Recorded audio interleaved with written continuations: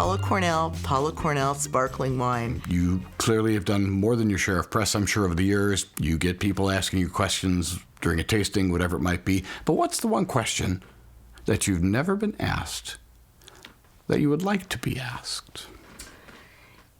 You know, this was sort of Doug Schaefer, who worked for my father years ago, did ask me the question as I was just starting my business, what would your father be saying now? And that was when I was just putting wine on the yeast and just starting. And now that's the question that I would like to be asked is, what would your father be thinking? And my answer to that would probably be he's either rolling over in his grave and going, "Oh, God, honey," in his German accent, "Oh, God, no, honey." But I think he'd be very happy that that the tradition is continuing on. This is Mike Sullivan, winemaker and co-owner at Benovia Winery. Oh, that's a good question. And probably one that I have to give some thought to. You know, some of them, you know, do you do the Lucy stomping of the grapes? Well, no, we don't actually do the Lucy stomping of the grapes. You know, that was, so that's something that I don't get asked. I don't think I've been asked.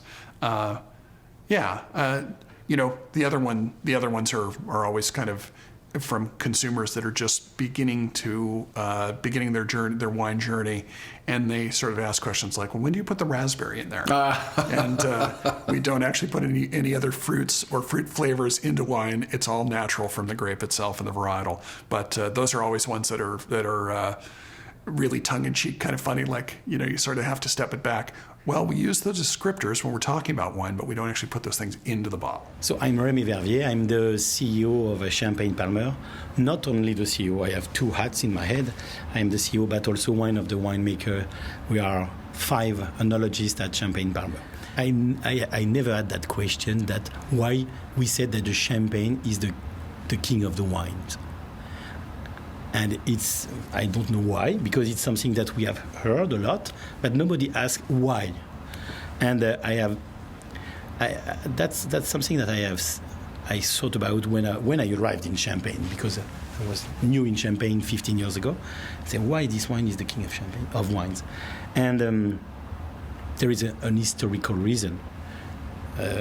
Reims is the place where we have the coronation of the kings in the past. And obviously, at that moment, the wine for the celebration was champagne. So, historical region. Another thing is that champagne is the wine for all celebration, for partying, for enjoying. So that's a strong reason for being the king of wines. And for me, another reason is more technique. Is more the fact that I really think that the champagne is the more versatile wine that I know. Meaning that you can have a glass of champagne in the morning, as you said, or with a lot of food. You can try a lot of pairing, and it's quite impossible to make a mistake. It's very versatile. Thanks to this freshness, thanks to this real wine in the mouth in the same time, it's very versatile. So for being that, I can say that yes, that's the king of the wines. So we should be drinking more champagne. Yes, definitely. I'm Erin Rasmussen. I'm the owner and winemaker at American Wine Project in Mineral Point, Wisconsin. Well, I don't know if I have a discrete question, but I guess maybe nobody's ever asked me how I taste wine. Maybe that's the actual question. How do you taste wine? And my benchmark is silly, but I think about it a lot, and I use this when I talk to people as well who are feeling uncomfortable, and that is I think about peanut butter and jelly. I would not have expected that. So as a child, this is something I ate a lot, and I would wager many American children have eaten the same meal. But we can talk about details, right? So my parents would buy the soft butter top wheat bread. It says whole wheat, there's nothing whole about it.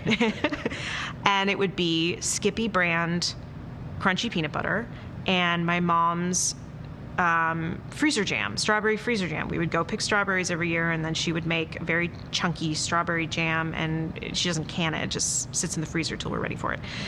And I can tell you, I can remember the texture of the crust, which is not very crusty, and the crunch of the peanut pieces and the peanut butter, and how sometimes you get a big blob of frozen, well, no longer frozen, but strawberry. And I could ask that of any American, and they would be able to give me their childhood peanut butter and jelly pretty clearly. And then the cool thing is I still love a peanut butter and jelly, but I don't make it that way anymore. I have my own set of preferences.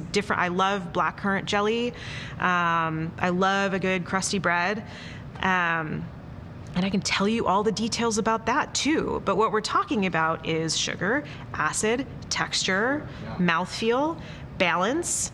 And when you start to approach the things that are easier for us to talk about, which would be food, you can have a closer relationship or understanding with wine consumers. And that's where it's fun, because suddenly the world opens up and you can talk about your favorite meal, and you know now that when you talk about it, the person you're talking to gets it, because they're simultaneously running through all of their memories of foods that they've had. They can imagine what it's like. And for whatever reason, once you start talking about wine, people freeze up, or they forget that they know how to do this.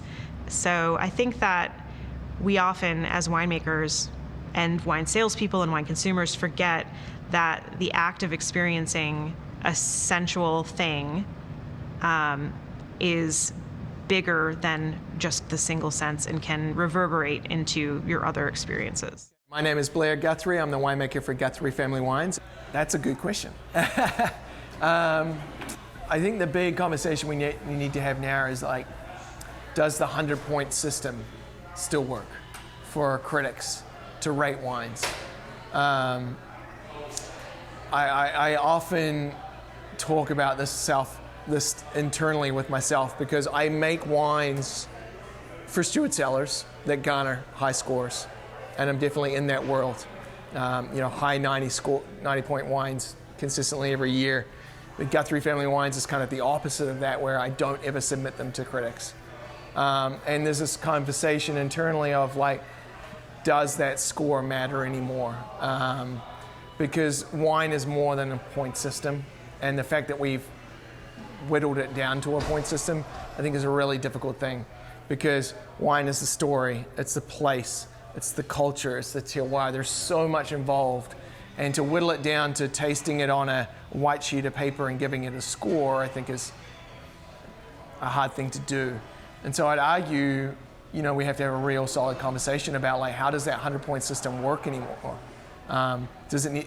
I think we still need something along those lines, but maybe it needs to change. Maybe we need to be, that 100-point system needs to involve the entire scope of that brand or that winery. How are they farming? How are they making their wines?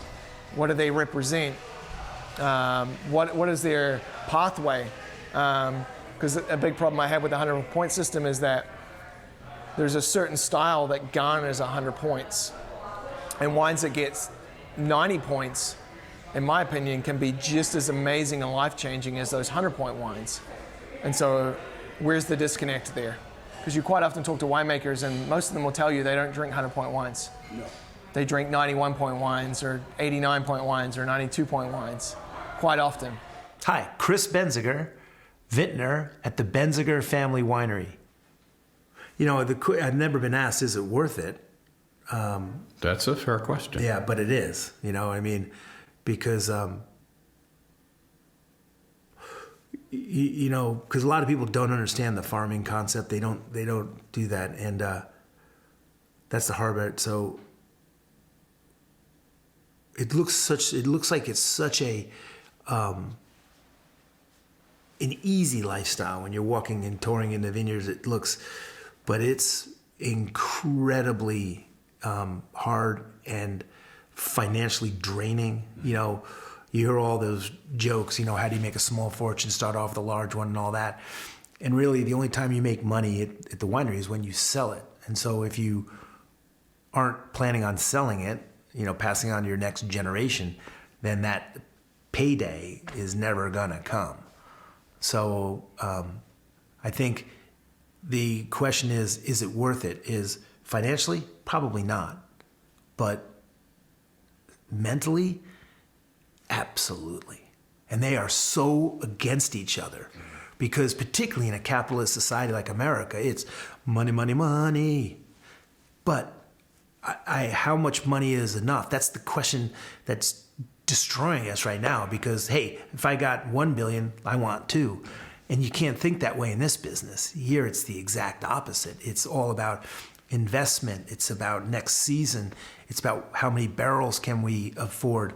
And so it's not about that. It's about a quest for balance, more so than quality. Find this balance in the vineyard, your balance in your wine, your balance in your life.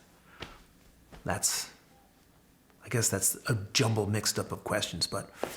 My name is Mark McWilliams with Arista Winery. I don't know. I mean, I feel like I've done this, you know, for 25 years. I have been asked a lot of questions. I think maybe what people don't fully appreciate are the sacrifices that small wineries have to make for quality. People drink our wines and our friends' wines, and they love them and they appreciate them. But I don't think people fully understand the expense. And yes, mainly financial, but the sacrifices that are made to make these wines. And it's not, you know, maybe they don't even know to ask those kind of questions or how to ask those questions. So it's not that I've always I've wanted to be asked those questions, but maybe it's not spoken about enough. Just how the hundreds, if not thousands of hours that go into making these wines that nobody ever sees. And so, yeah, you drink these wines and they're great, and man, but golly, it's $100. You know, that's kind of, well, I mean, you know, this is extremely difficult stuff to make. So I don't know if there's a particular question, but maybe it's just kind of topically the actual business side of the business and kind of really what goes into it. Because there's a lot of like Christmas Santa Claus stuff that we can put on, kind of, you know, the magic of all this, and you just let that happen. And that's great. I mean, there's a lot of truth to it, but that's the stuff that people really want to hear. I don't know if they really want to get into the nuts and the bolts of the cost of some of this stuff, but maybe sometimes if people ask me that, it would begin to understand why I drive a 23-year-old pickup truck and why our bottles of wine cost so much. So, my name is Cyrus Hazzard. I'm the executive vice president here at Crocker and Starr Winery in St. Helena, California, in the northern part of Napa Valley. That is a tough question, Ray. I don't make them easy. No, it's a good question. It's a great question. The challenge, obviously, is you do see a lot of people, like you say, and people ask a lot of interesting questions. Boy, a lot of people ask you, how the hell did you get in this business? Yeah, sure. But no one ever asked me, what did I really want to do, I guess, right? What did I think I was going to do when I got out of high school and started going to college? There's the question. There is answered. the question. Oh, my God. Yeah, no one ever asked me that. So what did you want to do? Oh, my God. I wanted to grow weed. An honorable profession. I was from Humboldt County. It was Yeah. just, you know, I wanted to grow things. I didn't know. Honestly, you're so young back then. It was really weed what it is. I probably was destined for agriculture in some form or another from the beginning because I like being outside. Hi, I'm James Foster, senior winemaker for Concannon Vineyards here in Livermore Valley. It's funny, I cannot see myself doing anything else as a career. And so if someone were to ask me, you know, a question, what would you be doing other than winemaking? I don't think I could answer that. I don't think I would know what to do with my life if I wasn't able to make wine. And so I guess turning the question around, I am so excited that I took this path. I'm so excited that I was able to learn what I've done, experience what I've experienced, and be able to have a beautiful family to share all this, what I call success with. And so that is probably the best way I can answer that question. My name is Rhonda Wood, and I'm the owner, founding winemaker of Wood Family Vineyards. You know, one question I haven't been asked is, why didn't you go back to flying? But I don't know that I want to be asked that question. Why is that? Because, I love this part of my life and being able to be in my community and stay here and talk to all of my friends all the time that come through the door. But there are times that I sometimes wonder, it was just an easy life. It was freedom. It was very calming to fly airplanes. And I get that sometimes in the winery, but as you get bigger and you grow, there's less and less of that, because you're not just by yourself doing things. So you always have, employees or other people that have input, where flying was just simpler. So I thought about going back at one time, and the grass is always greener. Yeah, sure. And what was is not any longer. So I have to realize that, and I have to just say, I am where I'm supposed to be. I'm Dan Costa with DK Wine Group. That includes Admire Winery, Convene Winery, and DK Grail. What's the one question you've never been asked that you would like to be asked? Oh, wow. Are we still off mic? No, we are on mic now. But you gave me my reaction. Thank you very much. Wow, that's kind of a head scratcher. I think that there are the obvious questions that people ask that are kind of driving me nuts, whether it's climate change, this, that, the other. Everyone has an opinion. I think a lot. No one really asks what else do you want to do after this, right? You know, I addressed it earlier with you. I kind of like to stick with Pinot Noir and Chardonnay, but if there was, maybe a desert island wine or this, that, the other, which I don't even know the answer to that. Here's one thing that concerns me, and I would love to get into a discussion about this, because it never happens, and I'm getting to a certain age. I'm almost 53. I would love to have a discussion about, okay, at what point does this whole thing, whether our palate, it starts to not really be as sharp as it was before? At what point do we kind of sit back, enjoy the fruits of our labors, and not be so analytical about the wines? It's my job to be that analytical. I'm going to do it, but a lot of times I like to go camping with a bottle of whatever it is and not have to have it be the conversation piece. And I'd like to have that discussion just being of a certain age, because I'm not geeking out as much as I used to. I mean, I do. I have to. That's what this business is. But I would love to have that discussion about when someone retires, what is it in the wine industry? What does that mean? Do you ever retire? A winemaker in Finger Lakes once said to me, "It's not too often you meet an ex-winemaker." Yes, right. I think that's a very heavy statement. Yeah, it really is. It really is. And my dad's still around. He's 85, and he still enjoys his wine, but he understands that his palate's not as sharp as and he's totally okay with that. He just enjoys the concept of wine, the stories behind a certain wine, rather than getting into a tasting wheel. Marla Bedrosian. I am in the Russian River Valley in Sonoma County. Why did you choose to live in Sonoma and not in Napa? Well, that's a really good answer. So why is that? Well, there's a few reasons. We love Pinot Noir. You're not really growing Pinot in Napa unless you're in Carneros. And the second reason is Sonoma is more of our pace. I love going over to Napa. I feel like I can get dressed up more. And Sonoma just really plays to my good old country girl. And although I spent most of my adult life in New York City, I've always been a country girl at heart. And I really think that is why Jeff and I both found ourselves right here, surrounded by 150 acres of vines, a couple of planes overhead, and our dogs. Hi, I'm Darcy Kent. I own Darcy Kent Vineyards in the Livermore Valley. I'm not sure. It's such a part of my soul and such a part of who I am, an expression of who I am. The art, for sure, it is my zen. It's what quiets my soul and allows me to quiet that incessant voice that never stops singing, recalling conversations, everything. It quiets me. The vineyard, being in the vineyard, centers me to the earth and the seasons. It humbles me. I love that we are not in charge. It's Mother Nature. And the wine is such a gift of celebration. It makes anything a celebration. I don't care if I'm alone at the end of the night or with a large party celebrating my daughter's wedding. It is such a way to come together with a gift from the earth and to celebrate. Matt Meineke, owner, operator, winemaker at M Cellars here in Geneva, Ohio. Well, that is a tough question, but I would say we don't get asked why we grow a lot of the obscure varieties.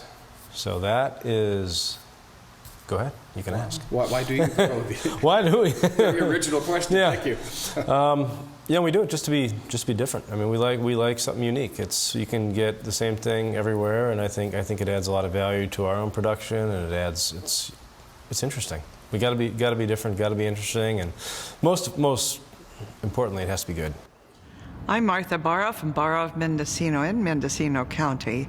I would like to be asked, why are we so devoted to organic? And why is that? This is something that we started in 1988. Wow. So it's been a long time. Yeah. And interviews usually don't ask me this, but it had to do with concern for our employees, what they were breathing, of course, and what was going into the ground. And then just knowing that we think it's healthier for the vines. I mean, I can show you the difference in ranches between the ones that we started following organic procedures in 1988 and the ones that we bought later. And I can tell you the vigor. Yeah, big difference. So there's I just think that, I think the country has grown into the appreciation of certified organic. There's a lot of greenwashing going on, Ray. What was that again? Greenwashing? Greenwashing. What is that? What is greenwashing? Saying that I grow organically, but I'm not certified. And there's a real confusion between organic and sustainable. Sustainable can still use all of the pesticides, herbicides, as long as they're making an attempt to cut down on it or put up owl boxes or be good to their employees. So there's a lot of confusion in the marketplace. Hi, my name is Jessica Carroll, and I'm the winemaker and owner at JMC Cellars here in beautiful Livermore, California. You know, something people generally don't ask is how my family felt about the career shift, actually. That's a really interesting question. So How did they react to it, other than maybe going, yay, wine? They weren't so positive at the beginning, actually. They were like, are you insane? Well, I've already covered that, so. Which we have. It was very much, are you sure? Okay. I mean, my family is amazing, so it was just they wanted to make sure that, I'd really thought about it. And a lot of the conversations were, well, I've been thinking about this for 2 years, and I'm just now coming to the conclusion that this is what I need to do and try. And I don't think it hit home until my mom and I were traveling in France. And we were at it. We ended up kind of crashing a tasting that the hotel had done for another group of French. They were doing like a team building day out, and so they were amazing, so nice that a lot of them spoke fluent English, so they were able to translate from the winemaker for us. And we're in this cellar, tiny cellar, and he's pulling a barrel sample of something, and I know some French, but when you speak really quick, I don't pick up quite as much. And he just put it in our glasses, and I swirled it and I tasted it, and I thought it was a co-fermentation. I got floral and all this stuff on the nose, and so I kind of caught his eye and said Viognier with a question. You know, and everyone around me started to correct me. No, it's a red. It's all Syrah. It's 100% Syrah. And then the winemaker corrected them, saying, no, actually, she's right. And I think that was a light bulb moment for my mom of like, oh, hey, my daughter is actually really serious about this. Hi, my name is Noah Taylor. I am the cellar master at Retzloff Vineyards in Livermore, California. As we sit here, I think, you know, it would maybe boil down to the immigrants, you know, that came here off of the schooners, and some of the industrialists that made money getting their way to California. Why Livermore, right? The Charles Wetmores and the pioneers in the viticulture here in the Livermore Valley. Yeah, why Livermore? Why? Was Napa Valley a little bit too inconvenient to get to? Where there was more availability here for a poly agriculture, like you could have a cattle ranch and an olive farm and grow a few hundred acres of grapes at the same time. Yeah. And, you know, so that's kind of one of my questions.